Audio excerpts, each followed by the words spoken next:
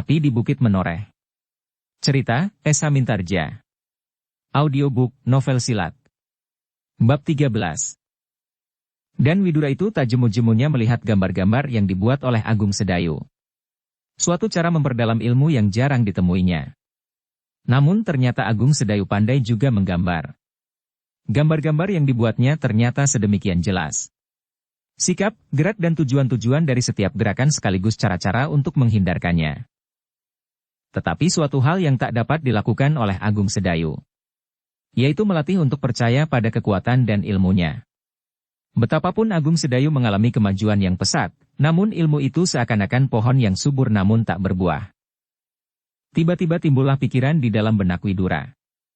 Katanya dalam hati, biarlah pada suatu kali, anak ini mengalami pertentangan yang tak dapat dihindari dengan si Danti. Aku ingin melihat apa yang akan dilakukan. Tetapi apabila sekali Agung Sedayu sempat mengayunkan tangan atau kakinya, maka untuk melawan si Danti itu pun Agung Sedayu akan dapat bertahan beberapa lama sampai saatnya aku memisahkannya. Namun dengan demikian, setidak-tidaknya perkelahian itu akan berkesan bahwa keduanya memiliki ilmu yang seimbang. Ternyata gerak dan cara bertahan anak ini mengagumkan juga. Apabila demikian, seterusnya Agung Sedayu akan menjadi seorang yang jantan dan berani. Kemudian dengan hati-hati pula rontal-rontal itu dimasukkannya kembali ke tempatnya.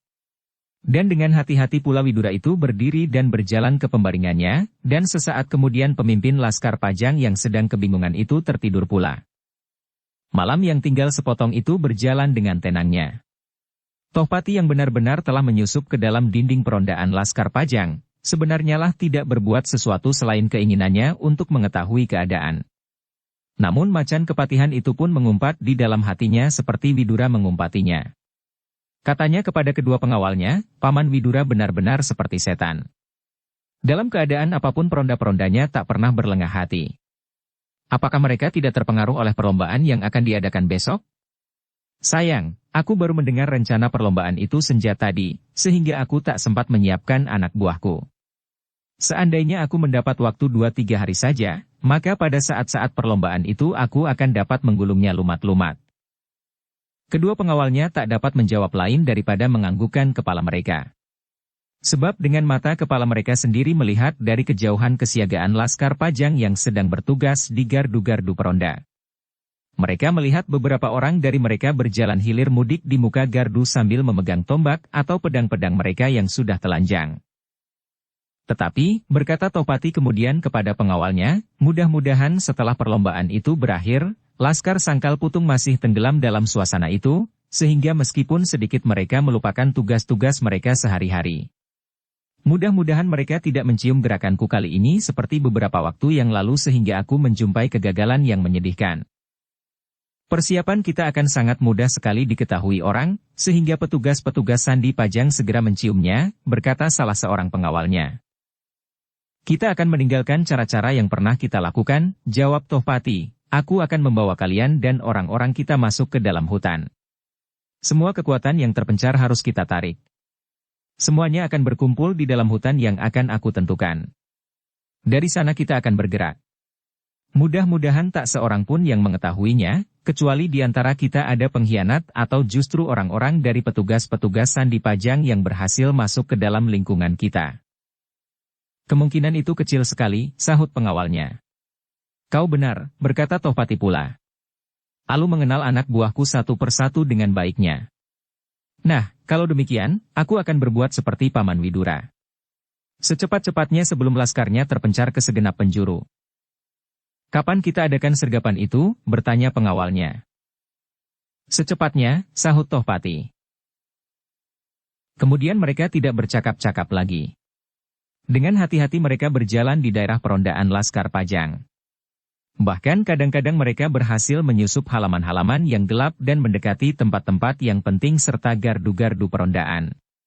Dengan otak yang cemerlang, Tohpati dapat mengingat-ingat daerah-daerah yang sepi, yang dapat dilaluinya untuk langsung mencapai jantung Sangkal Putung, meskipun masih diragukan apabila Tohpati berjalan bersama dengan orang-orangnya dalam jumlah yang besar.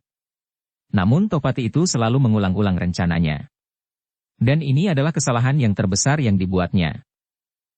Sejak ia menginjakkan kakinya di daerah Sangkal Putung, rencana itu telah diucapkannya.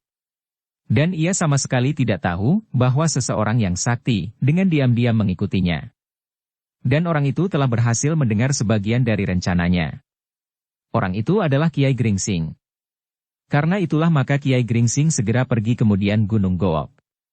Ia takut apabila Widura dan Sedayu berada di sana, dan kemudian Tohpati itu pun berjalan ke sana pula.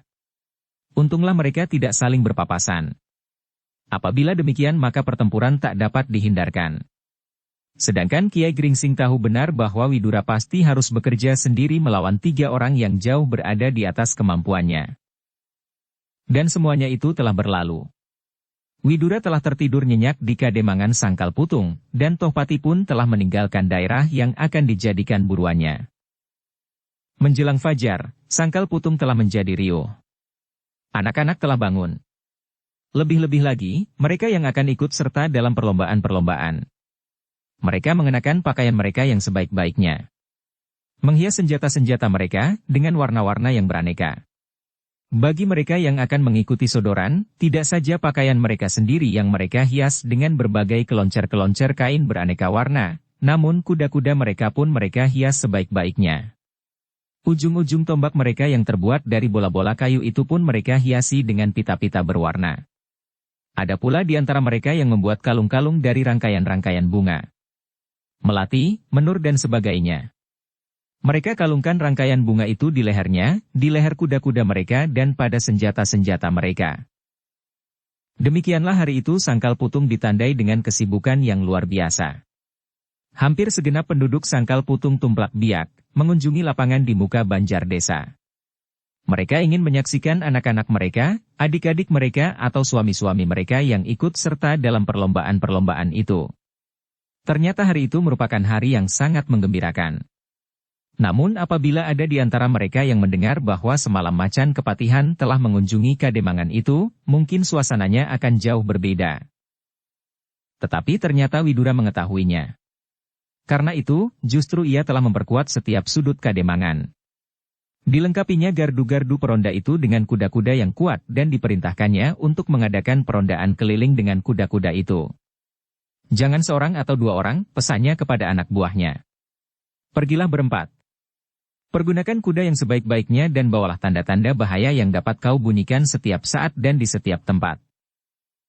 Perintah itu agak mengherankan bagi anak buahnya. Namun mereka hanya menyangka bahwa karena di daerah Sangkal Putung sedang ada keramaian, maka penjagaan pun harus diperkuatnya. Demikianlah maka lapangan di muka Banjar Desa itu pun menjadi penuh dengan manusia. Beberapa anak-anak muda telah menaiki kuda masing-masing dan berjalan melingkar-lingkar di tengah-tengah lapangan. Beberapa orang di antaranya telah mencoba memacu kudanya dari satu sudut ke sudut yang lain dengan tombak-tombak mereka di tangan. Dan sekali-sekali telah terdengar pula sorak-sorai penonton, apabila mereka melihat seorang anak muda yang tampan bermain dengan manisnya di atas punggung kudanya. Tepuk tangan penonton itu pun seakan-akan meledak ketika mereka melihat Suandaru masuk ke lapangan dengan tombak di tangan, bumbung panah di lambung kudanya dan sebuah busur yang besar menyilang di punggungnya. Demikian ia memasuki lapangan, di sendalnya kendali kuda putihnya, dan kuda itu pun segera nyirik. Berjalan miring dengan manisnya. Memang Suandaru itu benar-benar dapat menguasai kudanya. Sekali lagi ia menarik kekang kudanya sambil menyentuh perut kuda itu, dan kuda itu pun segera mencongklang, berlari keliling lapangan. Laskar Widura yang akan mengikuti perlombaan itu telah hadir pula. Namun bagi mereka perlombaan yang boleh diikuti hanyalah perlombaan memanah.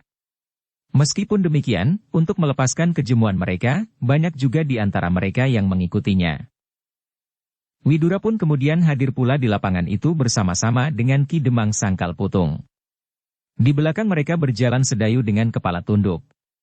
Ketika para penonton melihat kehadiran mereka, kembali tepuk tangan dan sorak membata rubuh bergetar di lapangan itu.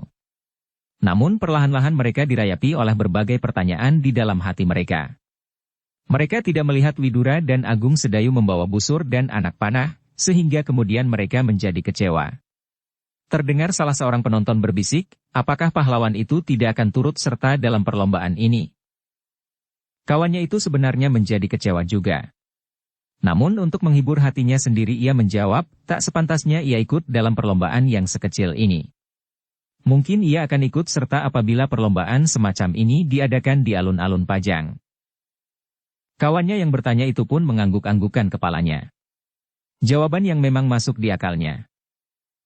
Sesaat kemudian, Widura dan Ki Demang Sangkal Putung beserta Agung Sedayu telah duduk di tempat yang telah disediakan. Pada saat matahari mulai memanjat langit, maka Widura segera membuka perlombaan itu. Dengan sebuah kapak diputusnya tali yang mengikat pemukul bende di sudut lapangan. Kemudian seseorang yang telah ditentukan memungut pemukul bende itu, dan dengan bunyi yang berdengung-dengung bende itu bergema. Sekali, 2 kali dan kemudian 3 kali. Dengan diiringi oleh tepuk tangan yang seakan-akan memecahkan selaput telinga, maka perlombaan segera dimulai. Beberapa orang anak buah Widura berjalan ke tengah lapangan, memimpin perlombaan-perlombaan bagi anak-anak muda Sangkal Putung. Perlombaan yang pertama adalah perlombaan ketangkasan bermain pedang. Namun bukan sebenarnya pedang yang dipergunakan. Tetapi mereka mempergunakan rotan dan perisai anyaman bambu.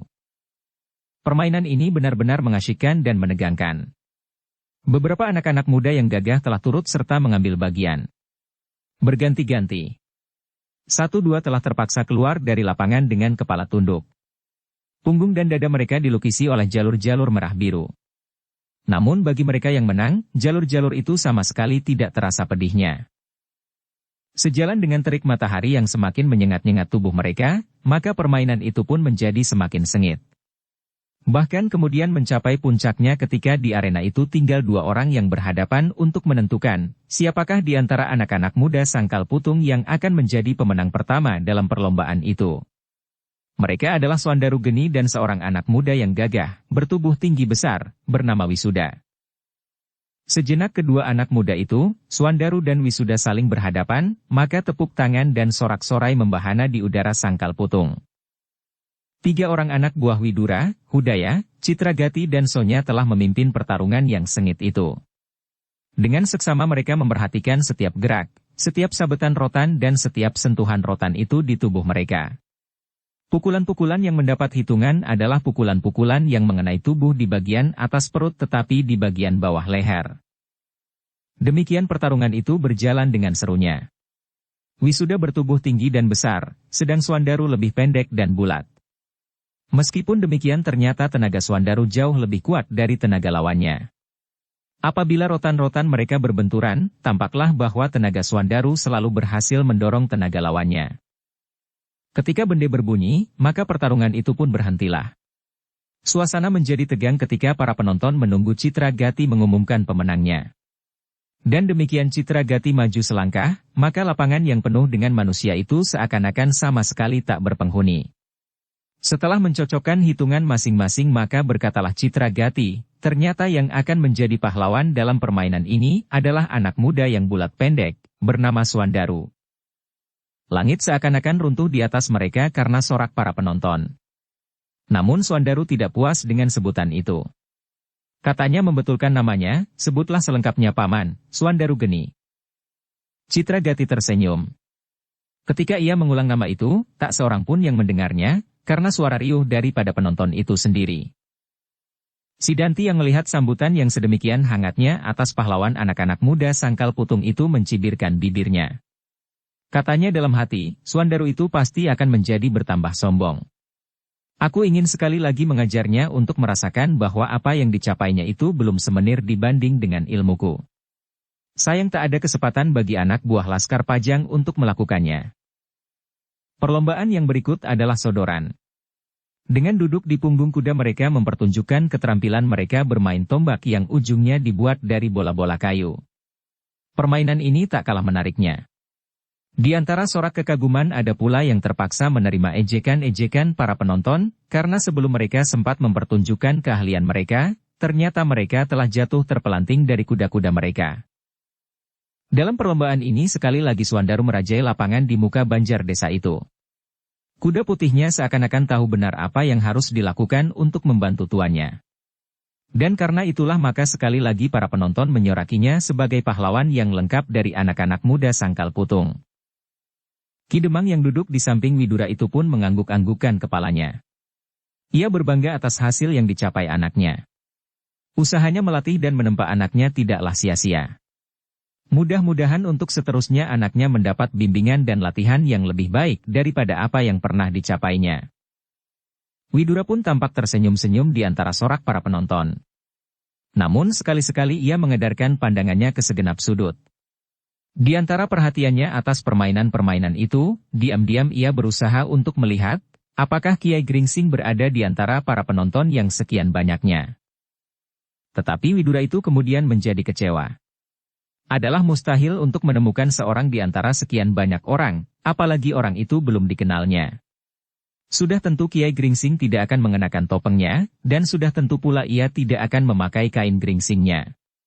Seandainya dapat dijumpainya seseorang memakai kain gringsing, bukanlah jaminan bahwa orang itu adalah Kiai Gringsing, sebab kain gringsing memang banyak digemari orang. Permainan yang terakhir adalah permainan yang paling menggemparkan. Panahan. Dan panahan ini diikuti pula oleh anak buah Widura. Bahkan seorang anak muda yang sudah lama dikagumi di Sangkal Putung turut pula mengambil bagian. Sidanti. Namun para penonton itu menjadi kecewa ketika mereka benar-benar melihat bahwa Agung Sedayu tidak ikut serta dalam perlombaan. Apa yang mereka nantikan, dan juga sebenarnya dinantikan oleh anak buah Widura sendiri, adalah pertandingan yang akan berlangsung seru antara Sidanti dan Agung Sedayu. Namun mereka benar-benar menjadi kecewa. Bahkan ada di antara mereka yang mulai dirayapi oleh berbagai pertanyaan tentang Agung Sedayu. Apakah sebenarnya anak muda itu mampu berbuat sesuatu? Suandaru dan Sekar Mirah pun menjadi kecewa pula karenanya. Dengan wajah bersungut-sungut Suandaru menyelinap di antara mereka dan menggamit Agung Sedayu pada lengannya. Katanya berbisik, apakah Tuan tidak ikut serta? Dada Agung Sedayu berdesir. Namun kemudian dengan lemahnya ia menggeleng. Katanya, tidak Suandaru. Widura mendengar pertanyaan itu. Namun sengaja berpaling pun tidak. Sebenarnya Widura sendiri menjadi sangat kecewa bahwa Agung Sedayu tidak mau ikut serta dalam pertandingan ini. Sesaat kemudian berjajarlah mereka yang akan mengambil bagian dalam perlombaan ini. Tidak terkecuali, anak buah Widura. Di antaranya Sidanti yang dengan tersenyum-senyum memasuki lapangan. Betapa kecewa anak muda itu, melampaui semuanya setelah ia mengetahui pula bahwa Agung Sedayu tidak ada di antara para pengikut perlombaan. Di hadapan mereka tergantung lesan yang harus mereka kenai. Sasaran itu dibuat dari sabut kelapa yang dibalut dengan kain. Dan dibagi menjadi 4 bagian. Kepala, sekecil telur angsa, leher, yang agak cukup panjang, badan lebih besar dan panjang dari leher dan yang terakhir bandul sebesar jeruk bali. Sasaran yang berupa orang-orangan kecil itulah yang akan menentukan siapakah di antara para pengikut yang paling pandai membidikkan panahnya. Ketika bende berbunyi, maka perlombaan itu pun dimulailah.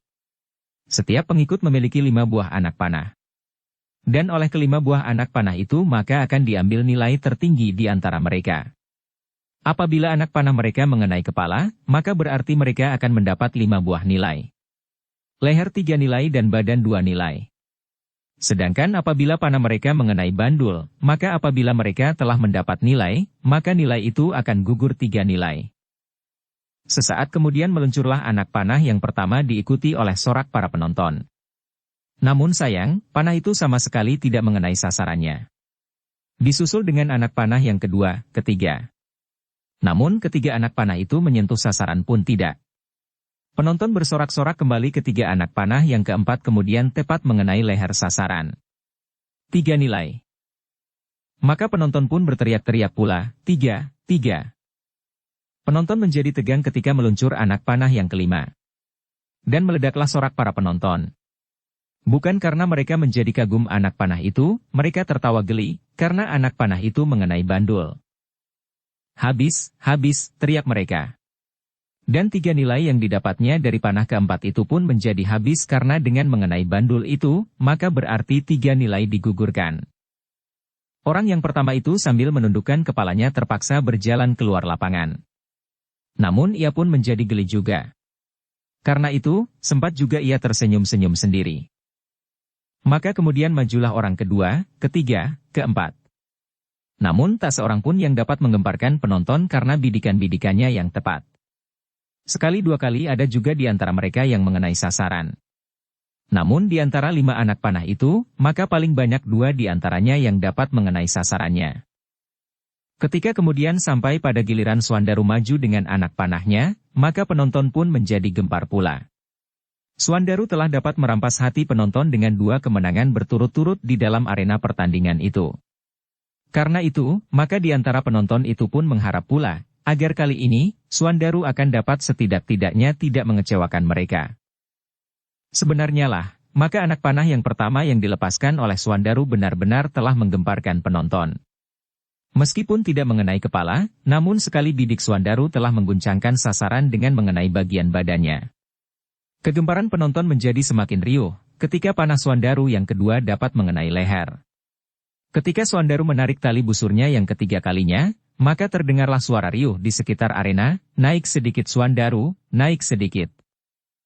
Dan meledaklah sorak para penonton seakan-akan memecahkan selaput telinga ketika anak panah Swandaru itu benar-benar mengenai kepala sasaran. Swandaru itu pun kemudian berhenti sesaat. Setelah menarik nafas dalam-dalam, maka sekali lagi lapangan itu diguncangkan oleh tepuk sorak yang gemuruh. Sekali lagi anak panah Swandaru mengenai kepala. Namun para penonton itu menjadi kecewa ketika anak panah Swandaru yang kelima yang terbang dari busurnya dengan kecepatan penuh, hanya menyentuh saja kepala sasaran, namun tidak hinggap padanya, sehingga dengan demikian, anak panah itu dianggap tidak mengenai sasarannya. Swandaru itu memandangi anak panah yang kelima dengan penuh penyesalan.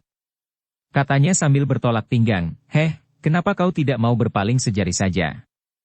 Kalau kau berpaling sedikit saja, maka anak panah itu akan hinggap di kepalamu." Namun kemudian telah terdengar bende untuk pengikut berikutnya. Kini mulailah anak buah Widura dengan perlombaan itu. Namun ada pula di antaranya yang tidak lebih tepat dari anak-anak muda Sangkal Putung. Sendawa misalnya. Betapa pandai ia mengayun-ayunkan kelewangnya, namun ternyata ia bukan pembidik yang tepat. Ia dapat mengenai perut lawannya di medan-medan pertempuran. Namun perut orang jauh lebih besar dari seluruh tubuh orang-orangan yang harus dikenainya sebagai sasaran. Tetapi ternyata Hudaya ada pemanah yang baik. Sejak ia melepaskan anak panahnya yang pertama, maka ia telah menggemparkan lapangan itu. Anak panahnya yang pertama ternyata langsung mengenai kepala sasaran. Demikianlah anak panahnya yang kedua. Ketika ia merik busurnya untuk yang ketiga kalinya dengan berdebar-debar penonton menanti. Dan sekali lagi meledaklah sorak yang gemuruh. Panah ketiga itu pun mengenai kepala sasaran pula. Demikianlah para penonton menjadi semakin tegang. Sekali lagi para penonton berteriak-teriak sekuat-kuatnya ketika anak panah yang keempatnya hinggap di kepala. Dengan demikian ketegangan di arena itu menjadi semakin memuncak.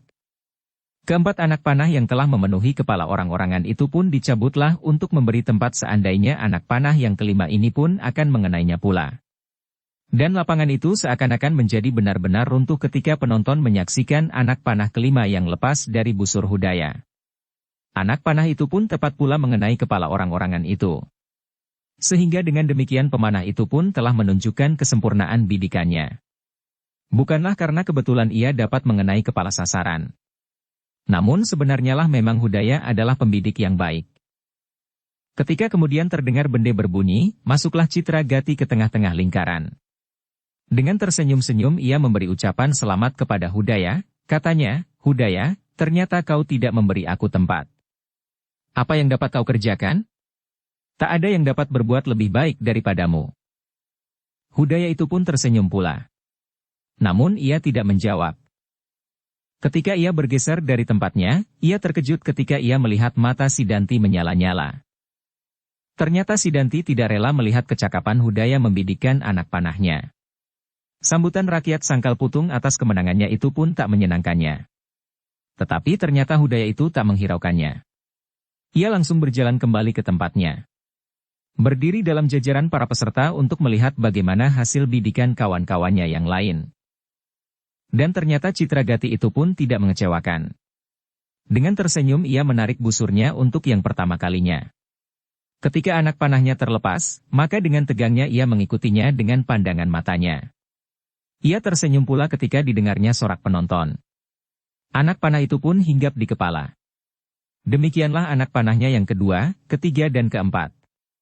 Lapangan itu benar-benar menjadi gempar. Ketika ia memasang anak panahnya yang kelima, Citra Gati berpaling kepada Hudaya. Dilihatnya Hudaya tertawa dan berkata, "Ayo panahmu tinggal satu. Nilaimu tak akan melampaui nilaiku. Tak mungkin kau dapat membidik kepala orang-orangan itu hingga 6 kali. Berilah aku anak panah satu lagi, sahut Citragati. Hudaya tidak menjawab. Hanya telunjuknya lah yang menunjuk ke orang-orangan di ujung lapangan. Citragati menarik nafas dalam-dalam. Panah-panahnya yang lain telah dicabut pula. Dan kini ia membidikkan anak panahnya yang kelima. Sekali lagi lapangan itu menjadi gempar. Tidak saja Sorak yang membahana, namun beberapa orang yang tidak dapat mengendalikan perasaannya telah melemparkan bermacam-macam benda ke udara. Tutup kepala, tongkat-tongkat dan bahkan kain yang dipakainya. Anak panah Citragati yang kelima pun tepat mengenai sasaran. Kepala. Hudaya pun kemudian berlari-lari mendapatkan sahabatnya itu. Sambil memberi salam ia berkata, terlalu. Kau tak mau kalah satu nilai pun daripadaku. Citragati tidak menjawab. Perlahan-lahan ia bergeser dari lingkaran pembidik. Kini sampailah giliran yang terakhir. Demikian anak muda itu berjalan ke tengah-tengah lingkaran, maka para penonton pun telah menyorakinya. Dengan tersenyum anak muda itu melambaikan tangannya. Namun senyum itu tidak begitu cerah seperti senyumnya semalam, pada saat ia mengenangkan kemenangan yang bakal dicapainya. Anak muda itu adalah Sidanti. Ia sama sekali tidak mencemaskan dirinya. Ia yakin bahwa kelima anak panahnya akan tepat mengenai sasaran. Namun betapapun demikian, maka Hudaya dan Citragati itu pun dapat berbuat seperti apa yang akan dilakukan. Sehingga hal itu pasti akan mengurangi kebesaran namanya. Meskipun demikian, ia tidak dapat berbuat apa-apa. Hudaya dan Citragati telah melakukannya. Dan apa yang diyakini itu benar-benar terjadilah. Sidanti tidak memerlukan waktu terlalu lama seperti Hudaya dan Citragati. Itulah kemenangannya yang dapat ditunjukkan kepada orang-orang Sangkal Putung. Ia hanya memerlukan saat yang pendek. Memasang, menarik sambil mengangkat busur, kemudian seakan-akan tanpa membidik, maka anak panah itu pun meluncur menuju sasaran. Dan adalah menakjubkan sekali. Anak panah itu seolah-olah mempunyai mata, sehingga dengan langsung hinggap di kepala orang-orangan. Orang-orang Sangkal Putung itu benar-benar tak dapat menahan diri lagi. Mereka berloncat-loncatan dan seperti orang yang kehilangan akal kesadaran menari-nari sambil berteriak-teriak keras-keras. Dengan sebuah senyuman yang kecil Sidanti mengambil anak panahnya yang kedua. Anak panah ini pun menggemparkan para penonton pula. Sekali Sidanti mengerling ke arah Sekar Mirah yang duduk tidak jauh dari Ki Demang Sangkal Putung. Dilihatnya wajah gadis itu menjadi tegang.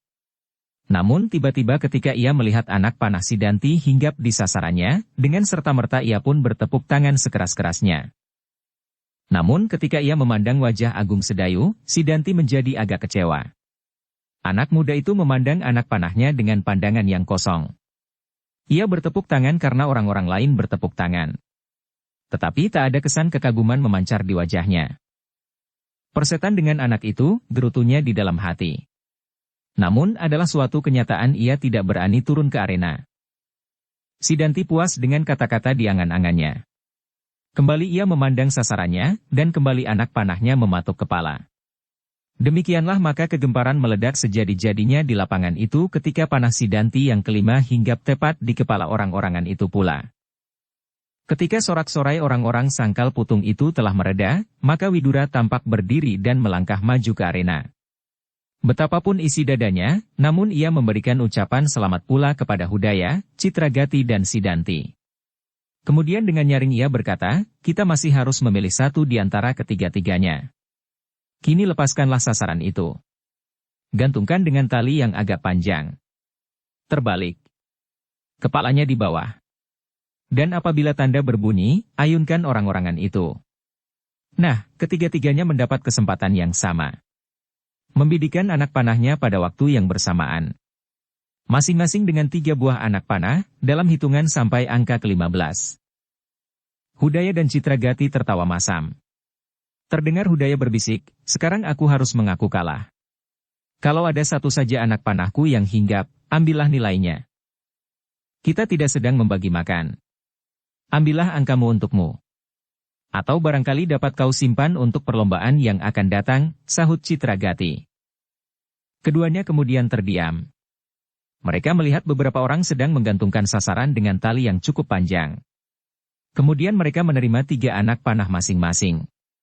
Dan ketika bende berbunyi, mereka harus sudah siap berdiri pada satu baris lurus menghadap orang-orangan yang telah siap untuk diayunkan. Sesaat kemudian sasaran itu pun telah dilepaskan. Terayun-ayun seperti buayan tertiup angin yang kencang. Hudaya, Citragati dan Sidanti berdiri dengan tegangnya. Sedang Sidanti tampak tersenyum-senyum kecil. Kali ini ia yakin bahwa ia akan memenangkan pertandingan ini. Penonton benar-benar menjadi tegang ketika terdengar Widura mulai dengan hitungannya, 1, 2, 3. Panah yang pertama lepas adalah anak panah Sidanti. Anak panah itu benar-benar seperti mempunyai mata. Meskipun sasarannya masih juga terayun-ayun, namun anak panah Sidanti tepat mengenai kepala. Dan lapangan itu pun menjadi semakin gemuruh pula. Geram Hudaya, ketika ia melihat ayunan orang-orangan itu dan menjadi goyah karena anak panah Sidanti. Makin sulit, gerutunya. Citragati tidak menyahut. Ia membidik dengan cermatnya, dan anak panahnya yang pertama terbang seperti dikejar setan. Dan sorak di lapangan itu pun membahana pula. Kali ini Citragati pun tepat mengenai kepala sasaran. Belum lagi sorak itu berhenti, maka seolah-olah disusul pula dengan ledakan tepuk tangan yang tak kalah kerasnya. Panah Hudaya pun menyusul kedua anak panah yang mendahuluinya. Kepala. Citragati menyeringai. Setan kau Hudaya, gumamnya. Namun Hudaya hanya tersenyum saja. Tetapi segera senyumnya lenyap ketika terdengar para penonton berteriak-teriak seperti orang mabuk. Panah kedua Sidanti tepat mengenai sasarannya pula. Kini sasaran itu terayun berputaran tidak menentu. Karena itu, para pemanah itu menjadi semakin sulit. Hudaya masih membidikkan anak panahnya. Namun anak panah Citragatilah yang terbang lebih dulu. Yang terdengar adalah pekik penyesalan. Anak panah Citragati itu hanya menyentuh kepala sasaran, namun karena kepala sasaran itu goyah, dan padanya telah melekat beberapa anak panah, maka anak panah Citragati itu meloncat dan jatuh beberapa langkah dari orang-orangan itu. Gila, teriak Citragati di luar sadarnya. Dan ia mengumpat kembali ketika ia mendengar sorak gemuruh para penonton seperti akan meruntuhkan Gunung Merapi. Anak panah Sidanti yang ketiga telah hinggap di kepala orang-orangan itu pula. Hudaya menggeram. Ia belum melepaskan anak panahnya yang kedua. Dengan menggigit bibirnya, anak panah itu berlari kencang sekali. Namun sekali lagi penonton menyesal karenanya. Anak panah itu mengenai anak panah yang lain pula, yang telah lebih dahulu hinggap pada sasaran itu. Anak panah itu pun tak dapat hinggap pula dan jatuh terpelanting beberapa langkah jauhnya. Pada saat itu Citragati telah mengangkat busurnya. Namun sasaran itu bergerak-gerak tak keruan. Kini tak ada lagi harapan baginya untuk mengenai kepala, sebab kepala sasaran itu seolah-olah telah penuh dengan anak panah yang bergoyang-goyang pula. Hanya pembidik-pembidik yang luar biasa sajalah yang akan dapat mengenainya. Karena itu Citragati membidikkan anak panahnya ke leher sasaran. Namun tiba-tiba betapa ia menjadi kecewa. Hudaya pun kecewa bukan buatan. Belum lagi mereka sempat melepaskan anak panah mereka yang ketiga terdengar Widura mengucapkan hitungan yang terakhir, 15, dan terdengarlah bende berbunyi dengan nyaringnya. Hitungan yang terakhir itu pun disambut dengan pekik sorak dari para penonton. Mereka berteriak-teriak menyebut nama Sidanti. Dan Sidanti itu pun kemudian melangkah maju ke tengah-tengah lapangan sambil melambaikan tangannya. Anak muda itu menjadi semakin bergembira ketika ia melihat Sekar Mirah seperti anak-anak yang melonjak-lonjak sambil mengacungkan ibu jari kepadanya. Nah, lihatlah, kata Sidanti dalam hatinya, apa yang dapat dilakukan oleh sedayu itu. Ternyata tidak lebih dari seorang perempuan cengeng yang hanya dapat bersembunyi di punggung pamannya. Hudaya masih berdiri di tempatnya, dan Citragati pun masih berada di sampingnya pula. Terdengar kemudian Hudaya berkata, aku benar-benar tidak membutuhkan nilai itu. Ambillah. Kau akan menjadi pemenang kedua. Citragati tersenyum. Ia tidak menjawab kata-kata Hudaya. Namun katanya, lihatlah betapa sombongnya anak muda itu. Biarkanlah ia berbuat demikian, sahut Hudaya. Coba kau mau apa? Bukankah kau dapat dikalahkan dengan jujur? Aku tidak mau apa-apa, jawab Citragati, aku benar-benar kalah. Tetapi bagaimana dengan Agung Sedayu? Hudaya menarik nafas dalam-dalam. Katanya, aku menjadi agak kecewa. Mungkin ia mempunyai perhitungannya sendiri. Kalau ia menang maka tak ada kekaguman apapun padanya. Adalah lumrah ia dapat memenangkan pertandingan sekecil ini. Tetapi kalau ia dikalahkan Sidanti, maka namanya akan menjadi surut. Citragati mengangguk-anggukan kepalanya. Ketika ia memandang berkeliling, ternyata sebagian dari para penonton telah meninggalkan lapangan itu. Tak ada hadiah yang akan diberikan, namun Ki Demang Sangkal Putung akan menyiapkan pesta dengan memotong beberapa ekor lembu bagi kemenangan anaknya dan kemenangan Sidanti. Citragati itu mengerutkan keningnya ketika ia melihat Sidanti dan Sekar Mirah sedang bercakap-cakap dengan asiknya. Ketika sekali ia memandang Agung Sedayu, dilihatnya anak muda itu menundukkan wajahnya. Sesaat kemudian Widura dengan resmi menutup pertandingan itu. Disebutnya para pemenangnya yang disambut dengan sorak yang gemuruh. Suandaru bagi anak-anak muda Sangkal Putung ternyata merupakan pemenang dalam segala lapangan. Sedangkan bagi anak buah Widura sendiri, Sidantilah yang menjuarainya.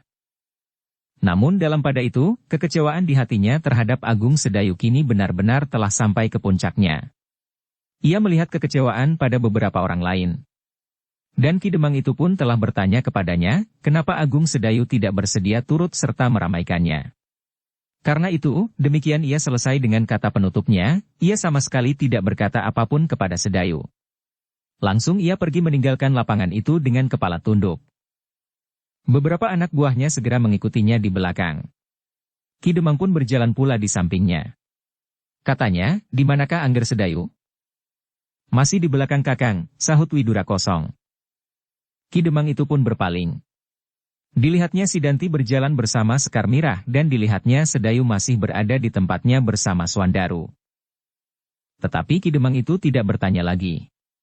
Betapapun juga dirasakannya sesuatu berdesir di dadanya. Sebagai seorang ayah, Ki Demang prihatin atas pilihan anak gadisnya. Karena sikap Sekar Mirah itu, maka pada suatu saat dapat terjadi hal-hal yang tak diinginkan. Sebagai seorang yang telah cukup usianya, ia tahu benar apa yang tersembunyi di dalam hati Agung Sedayu dan Sidanti. Tetapi ia belum dapat berbuat sesuatu. Dan memang sedang dipikirkannya, bagaimana ia dapat mengendalikan gadis itu. Agung Sedayu melihat arus manusia itu dengan berdebar-debar pula. Lapangan itu seakan-akan sebuah telaga yang mengalir ke segenap penjuru, semakin lama menjadi semakin kering, sehingga akhirnya tinggallah beberapa orang saja yang masih hilir mudik di lapangan itu. Apakah Tuan akan kembali? Bertanya Suandaru kepada Sedayu. Sedayu mengangguk, ya, jawabnya singkat. Tetapi ia masih duduk di tempatnya. Marilah, ajak Suandaru. Agung Sedayu memandang berkeliling untuk sesaat. Kemudian ia pun berdiri. Katanya, sebentar Suandaru, apakah kau tergesa-gesa? Tidak, jawab Suandaru. Tetapi apakah ada sesuatu yang penting di lapangan ini? Sekali lagi Suandaru memandang berkeliling. Orang-orang yang bertugas membersihkan lapangan itu pun telah hampir selesai dengan pekerjaannya. Dan sesaat kemudian lapangan itu pun benar-benar telah sepi. Tiba-tiba terdengarlah Suandaru itu bertanya, Tuan, kenapa Tuan tidak ikut dalam perlombaan ini? Sedayu menggeleng lemah, tidak Suandaru. Aku muak melihat kesombongan Sidanti. Dan aku muak pula melihat Sidanti, berkata Suandaru pula. Biarlah nanti di rumah aku hajar perempuan itu. Jangan Suandaru, cegah Sedayu. Tak ada gunanya. Biarlah ia berbuat apa saja yang disukainya. Suandaru terdiam. Namun ia menjadi heran. Sedayu masih belum beranjak dari tempatnya, apakah yang Tuan tunggu? Ia bertanya. Sekali lagi Sedayu memandang berkeliling. Lapangan itu telah benar-benar menjadi sepi. Hanya 1-2 orang saja yang masih sibuk melipat tikar dan beberapa perlengkapan. Suandaru, berkata Agung Sedayu lirih. Namun kemudian kata-katanya terputus, dan ia menjadi ragu-ragu. Suandaru memperhatikan wajah Agung Sedayu dengan seksama. Setelah beberapa lama Agung Sedayu berdiam diri, maka bertanyalah Suandaru, apakah yang akan Tuan katakan? Sekali lagi pandangan mata Agung Sedayu beredar. Kemudian katanya, apakah aku dapat meminjam panahmu itu?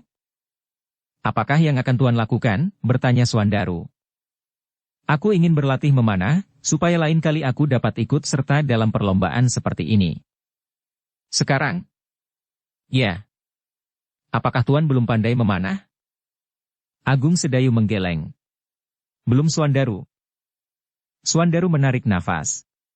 Ia benar-benar kecewa mendengar pengakuan itu. Karena itu ia bertanya, apakah Tuan berkata sebenarnya? Apakah kau sangka aku pandai memanah? Bertanya Agung Sedayu. Tuan adalah anak muda yang kami kagumi. Ataukah mungkin Tuan hanya pandai bertempur dalam jarak yang pendek? Dengan pedang dan tombak. Entahlah Suandaru. Cobalah lihat, bagaimanakah penilaianmu atas diriku? Suandaru tidak menjawab. Dengan tergesa-gesa ia melepaskan busur yang menyilang di punggungnya, dan diambilnya anak panahnya dari bumbung di lambung kuda putihnya. Inilah Tuan, katanya. Namun berlatih memanah bukanlah dapat dilakukan sehari dua hari. Itulah sebabnya kau mulai dari sekarang. Suandaru tidak menjawab. Ia menjadi tegang ketika ia melihat Sedayu memegang busur dan anak panahnya. Suandaru, berkata Sedayu, aku akan mencoba mengenai sasaran yang masih bergantung itu. Tolong, ayunkanlah seperti pada saat perlombaan tadi. Suandaru menjadi heran. Kalau Agung Sedayu masih ingin belajar, mengapa sasaran itu harus diayunkannya? Tetapi ia tidak menjawab. Ia berjalan saja ke arah sasaran yang masih tergantung terbalik itu. Ditariknya orang-orangan itu dan kemudian dilepaskannya seperti pada saat perlombaan kedua antara Hudaya, Citragati dan Sidanti. Tetapi Suandaru menjadi bertambah heran ketika ia melihat Agung Sedayu menggelengkan kepalanya. Dengan tangan Agung Sedayu memberi isyarat, supaya Suandaru mempercepat ayunan orang-orangan itu. Aneh, pikir Suandaru, apakah yang akan dilakukannya? Kini Suandaru itu pun tidak bertanya. Ditariknya orang-orangan itu semakin jauh, dan kemudian sasaran itu tidak saja dilepaskan namun didorongnya sehingga ayunannya menjadi bertambah cepat. Tetapi kemudian Suandaru itu melihat Agung Sedayu melambaikan tangannya memanggil.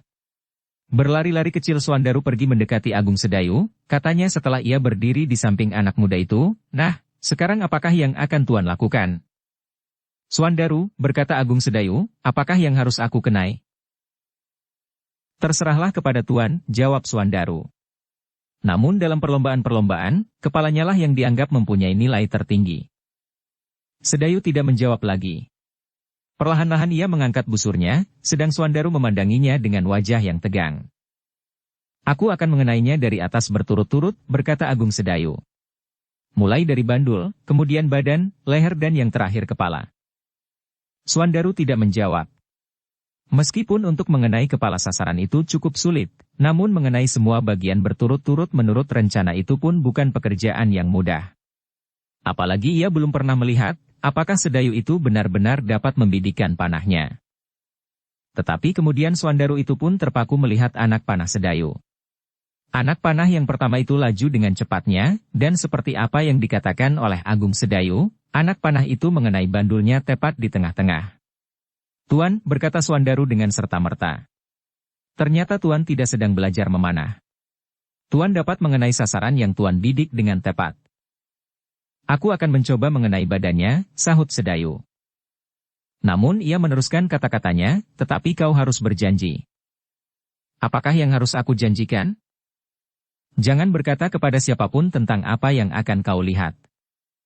Suandaru mengerutkan keningnya. Ia benar-benar tidak mengerti sikap Agung Sedayu. Apakah ia sedang merahasiakan sesuatu?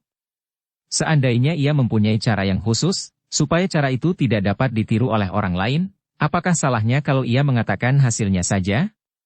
Meskipun demikian, namun Suandaru itu mengangguk kosong sambil menjawab, "Baiklah Tuan." "Kau berjanji?" "Ya." "Bagus," sahut Sedayu. Dalam pada itu ia telah mengangkat busurnya kembali. Dan panahnya yang kedua itu pun benar-benar mengenai bagian badan dari orang-orangan yang masih saja terayun-ayun itu. "Luar biasa," desis Suandaru. "Tuan benar-benar mengherankan. Tuan membidik bandul, anak panah Tuan hinggap di bandul. Tuan membidik badan dan anak panah Tuan hinggap di badan. Sekarang Tuan akan mengenai lehernya, bukan begitu?" "Aku akan coba," jawab Sedayu. Namun demikian ia selesai mengucapkan kata-katanya, demikian anak panahnya terbang menuju sasarannya, leher. "Bukan main Tuan," berkata Suandaru. "Sekarang bukankah Tuan akan mengenai kepala orang-orangan itu?" Sedayu mengangguk. "Seharusnya, Tuan mengenainya 3 kali." Dengan demikian aku akan yakin bahwa Tuan lebih pandai dari anak muda yang sombong itu. Jangan membanding-bandingkan Suandaru, sahut Sedayu. Aku tidak sedang berlomba. Perlombaan itu sudah selesai dan Sidanti lah yang mendapatkan kedudukan tertinggi. Sedang kini aku hanya bermain-main saja. Tak ada hubungan apapun dengan perlombaan yang baru saja selesai.